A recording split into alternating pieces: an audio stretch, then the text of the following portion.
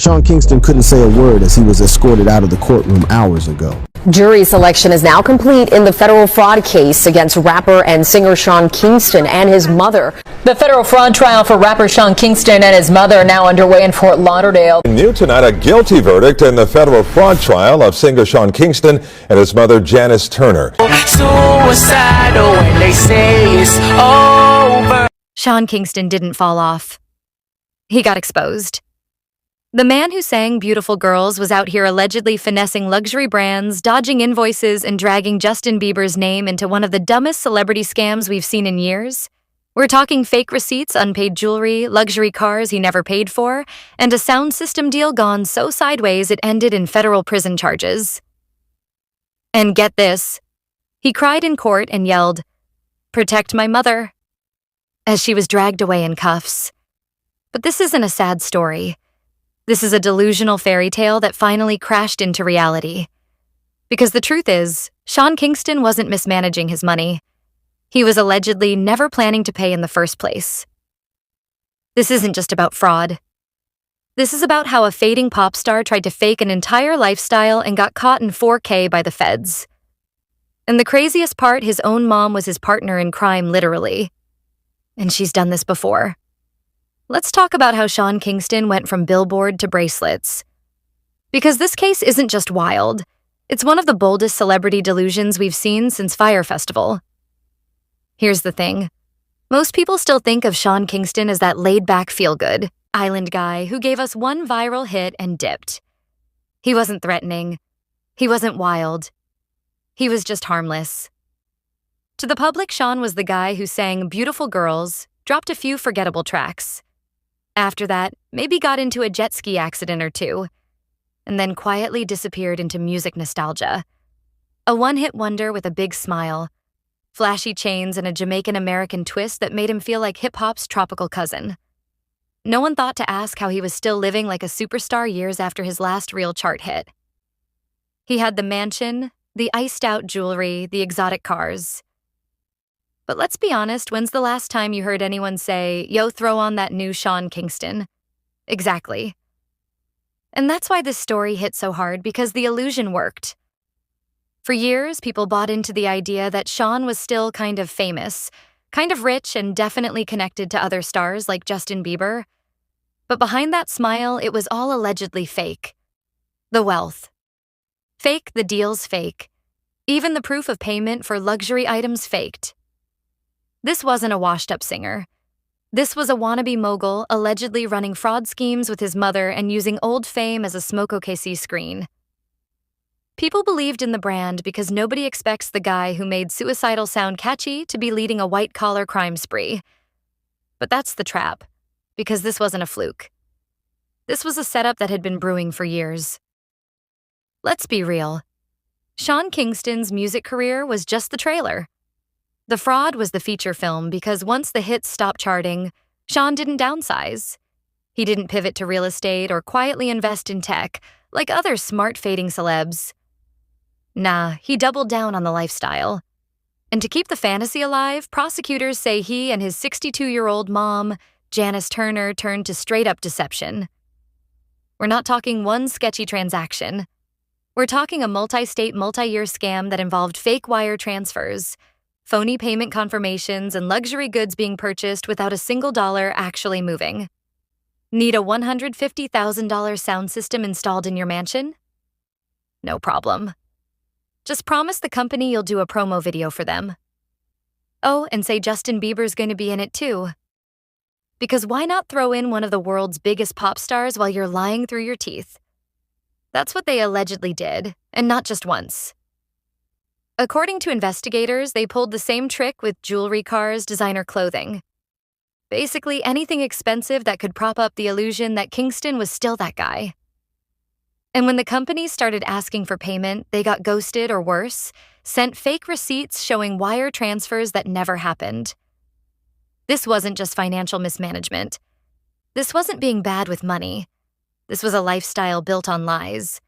And the wildest part, they almost pulled it off until that sound system company sued. And that's when everything fell apart. The civil case cracked the door open. The feds, they kicked it off the hinges. Because it turns out when you're pretending to pay people, you leave a lot of digital breadcrumbs. And federal agents love carbs. Oh, here's where things go from messy to generational. Because this wire fraud case, it wasn't even Janice Turner's first rodeo. Back in 2006. Yes, a whole year before Girls dropped, Sean's mom was already in the system. She pleaded guilty to bank fraud and filing fake loan applications, served over a year in prison, and was released in March 2007. Guess what happened? 2 months later, Beautiful Girls exploded onto the charts, and suddenly Sean Kingston became a household name. Almost like perfect timing, right? Let that sink in. His music career popped off the second his mom got out of prison for scamming banks. Coincidence, maybe, but when you zoom out and look at the full timeline, it's giving mob family with melodies. The flashy lifestyle, the cash, the big advance money. It all hit right after a known fraudster got back into the picture. So when people saw Sean flexing Bentley's diamonds and private jets, they assumed he'd made it. But what if the real game wasn't music at all? Because think about it. Once the music slowed down, the flexing didn't. There were no new hits, no sold-out tours, but somehow the lifestyle stayed the same. That's not just suspicious. That's a blueprint. And Janice, she wasn't just his mom. She was allegedly his co-conspirator in a scheme that included 5 separate counts of wire fraud. It's giving family hustle, but not the VH1 kind. More like FB. I most watched. So no, this wasn't some sudden fall from grace. This was a long-time pattern finally catching up. A pattern that started before the fame and apparently never stopped. Now here's where the facade completely crumbled in federal court under pressure. Under oath and under the glares of prosecutors who were not playing games.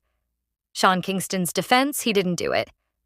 And if he did, he didn't mean to. And if he did, he didn't mean to. And if he meant to, he was just a kid.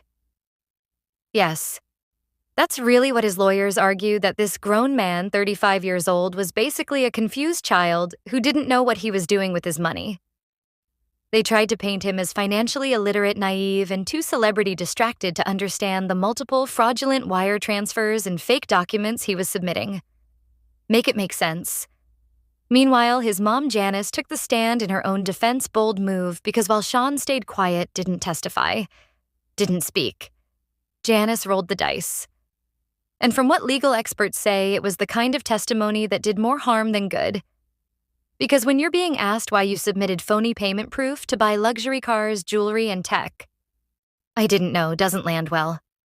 Especially when you've already been convicted of a similar scam back in 2006. You can't plead clueless when there's a paper trail longer than a CVS receipt, and when the verdict was read, Sean lost it. He burst into tears in court. And as his mom was taken away in handcuffs, he screamed, "Protect my mother." The irony this whole thing happened because they were allegedly trying to protect their luxury lifestyle, not protect each other. The jury wasn't moved. The judge definitely wasn't. And the prosecutors, they treated this like a slam dunk. Janice was immediately remanded into custody. No house arrest. No go home and get your affairs in order. Nothing. Straight to jail. Sean, he got a GPS ankle monitor and house arrest for now. But don't get it twisted. Sentencing is coming. And with 5 federal counts of wire fraud, each carrying a maximum of 20 years, the court has options. This wasn't just a PR nightmare. It was a federal crime spree dressed up like a rap video. Okay, this part right here. This is where the fraud case turns into a comedy sketch because it wasn't enough for Sean Kingston to just promise exposure in exchange for a 6F-figurer home sound system. Nah, he had to name drop Justin Bieber. Like, it was 2010 and they were still besties on MySpace. According to the lawsuit that kicked off this whole mess, Sean told Verve Entertainment that if they gave him a major discount on a luxury entertainment system, he'd star in a custom promotional video for them. Cool, whatever. But then he added the wild part. Oh yeah, Justin Bieber will be in the video too. Like what this man really said. Me and Bibbs doing a commercial for your little audio company. As if Justin Bieber has time to shoot local promo vids for someone else's speaker setup. It's so bold. It's almost impressive because it takes a special kind of confidence to lie like that with a straight face. Especially when you know damn well that Justin Bieber hasn't returned your text since your label dropped you. Let's be honest, Kingston's relationship with Bieber is like your high school friend who made it big and doesn't even like your Instagram posts anymore. And yet Sean still used Bieber's name as bait. He dangled it in front of a company trying to grow its brand. And when they bit, he ghosted. No video, no Bieber, no payment, just silence. And a full surround sound system installed in his mansion for free. That lie was so outrageous, it triggered the civil suit that got the feds involved. Because once Verve Ver realized they'd been duped, they took it to court and the receipts, or lack thereof, started stacking up real quick.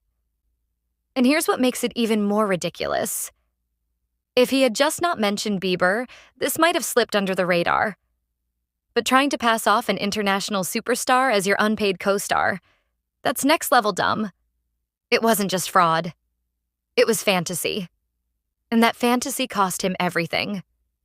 So now that the courtroom tears are dry and the verdict is in, the real question is, how long are they going away for? Sean Kingston and his mom, Janice Turner, were hit with 5 counts of federal wire fraud. Each charge carries a maximum of 20 years. That's potentially 100 years behind bars, if the judge really wanted to make an example out of them. Now, in reality, they probably won't get the full hammer. Judges usually follow federal sentencing guidelines, and unless you did something absolutely unhinged, like flee the country or disrespect the court, you might not get the max. But here's where things get tricky. Janice is a repeat offender. This is her second fraud conviction. The last time, back in 2006, she pleaded guilty to bank fraud and only served 16 months. That's light. But this time she didn't just repeat the same crime. She upgraded it: bigger targets, more money, federal attention, and a national scandal with her celebrity son. So don't be surprised if she takes the harder hit this time. In fact, she's already been taken into custody. No delay. No ankle monitor, straight to jail. Meanwhile, Sean is out on house arrest with a GPS bracelet, staying in a $500,000 home posted as bond, plus another $200,000 in cash.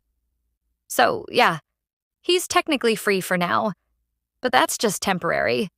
Sentencing is set for July and the clock is ticking. What's even worse, Kingston's entire public image is torched. He wasn't just exposed as a washed-up artist. He was exposed as a con man, living off the fumes of a hit single from 2007. His brand cook his music career non-existent. His legacy reduced to courtroom memes and fraud jokes. Even if he walks away with a lighter sentence, the damage is done. The industry doesn't forget this kind of mess, especially when you drag Justin Bieber's name into it, like some last-ditch clout grenade. And let's talk net worth. Sean was once reportedly worth a couple million, but between the lawsuits, seizures, unpaid debts, and legal fees, he might be broke. Like Sell the Sound System broke. And considering he never paid for it in the first place, good luck with that. So what's next for Sean Kingston? Probably prison. Definitely infamy, and maybe a documentary deal if he plays his cards right. When it's all said and done, Sean Kingston won't be remembered for the music. Not really sure Beautiful Girl still plays at backyard BBQs and middle school dances. But let's be honest, no one's pulling that track up today thinking about his artistry. They're thinking, wait, isn't this the guy who scammed people with his mom? That's the legacy now. Not platinum plaques, not chart success. Wire fraud, lies, fake receipts, a courtroom meltdown. In the end, Sean Kingston built a lifestyle on nostalgia and named dropping. But nostalgia fades, and named dropping gets dangerous when the names start suing you. The real tragedy. He had a chance, a real career. He was the first Jamaican-American artist to go #1 on Billboard in decades. He was co-signed by Bieber, had major label backing and international appeal, and he threw it all away to play celebrity with no receipts. Now he's the cautionary tale. The guy who tried to fake being rich until it caught up. The singer who watched his mom taken away in cuffs while screaming, "Protect my mother," in a moment that felt more like a movie scene than real life. But this isn't a movie. There's no happy ending. Just sentencing day in July, a torn reputation, and a new title from one hit. Wonder to federal offender.